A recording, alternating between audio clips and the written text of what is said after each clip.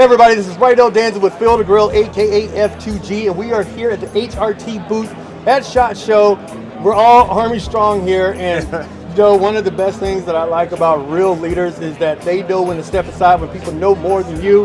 In this case, Rangers do lead the way. All the way, baby. So I'm going to let Mr. Paul here and Mr. Uncle Max Mullen. I call him Uncle Max because for those of you that know, you know. So I'm going to step out of here. You guys take it away. Hey folks, Paul Mikeson here with Thunderpunk Radio, and I'm honored to be with my Ranger buddy Max. Cool. Mad Max Mullen, 2013 Ranger Hall of Fame veteran. All right, so let's talk about this gear, man. Sure. So you were talking about how incredibly light this is. Tell me about it. What do you think so far? Well, I had an opportunity to test this belt out just Friday. We had a shootout, and I put the belt. Well, the first thing I noticed about the belt, how light it is. This thing is absolutely light. Because a lot of the battle belts are bulky or big around the waist, a lot of padding, but this thing was light, and I was really surprised. So the first thing I was worried about was chafing around the waist because it's no padding. But when I put it on, I loaded out my magazines. I have my mags in, my 9mm mags, my 30-round mags. I didn't feel anything. The thing I was carrying a 9mm Glock, and the weight distributed real evenly. There's no chafing. It stayed in position. I was firing from various positions and no problem whatsoever. I was really surprised how light it was and how durable it was. Now, were you running an inner Velcro liner, or were you just put it right over the top of your pants with what you had, like normal pistol belt? I didn't have an inner Velcro liner. I just put it right over the belt. Gotcha. Yeah. So without even the neoprene. Without even neoprene, absolutely. It's still comfortable. It was no problem whatsoever. Right, because when battle belts first started out, they were these huge honking, I think HSGI gear, high-speed gear, or whatever. Right. And then they started to get lower and lower. My battle belt right now is about this width, but it's not this thin. And I feel like being this thin, you don't necessarily need that neoprene liner. So let's talk about this. We got, excuse me. So we have carbon fiber right here, and it's just an inner belt that kind of loops in here. And then we have an outer, looks like 500 Cadora, but correct me if I'm mistaken on this. And so we have slots for, laser cut slots for Molly, but even this is cut up so that way you can put Molly on it.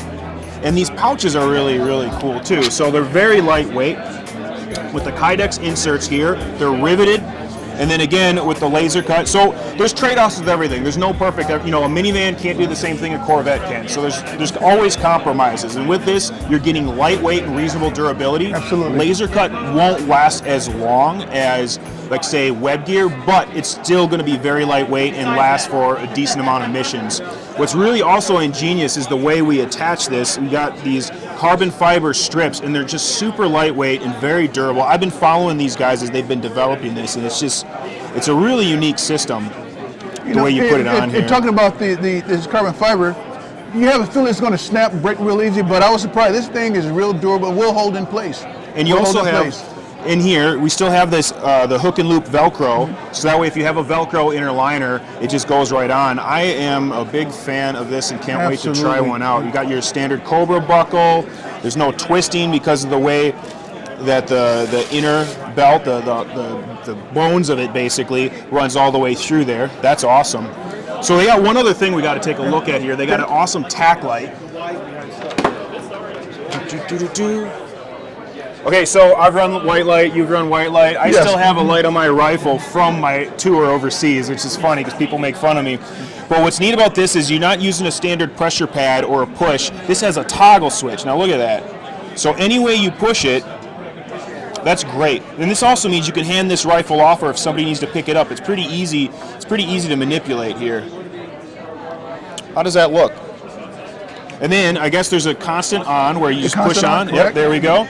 So pushing straight on, and then, doop. So. I'm like you, Paul, especially with the thumb, the ambidextrous, you can go ahead and just press down, press up, left, right, even when I had tactical gloves on. There's no binding. Change position. Absolutely. And so what's cool about this light too is it's got a nice focused beam, but there's enough ambient light on the outside that you can still see what you're doing. Because I don't like entering a room and all of a sudden you can't see because it's washing everything out. So it's got a good solid center beam, but you can still see your peripherals, really well. Love this light, love it. Cool. You don't have the pressure pads, all the wiring and everything. Everything's key located right there on the light.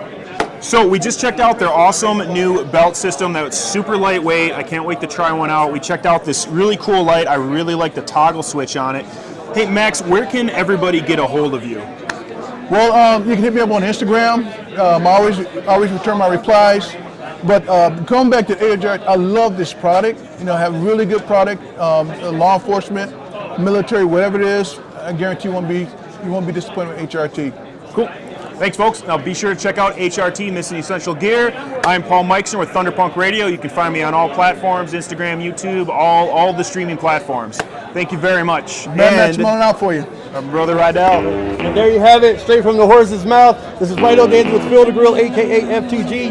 And whether it's with the gun, bow, or reel, we're bringing it to you from the field to the grill.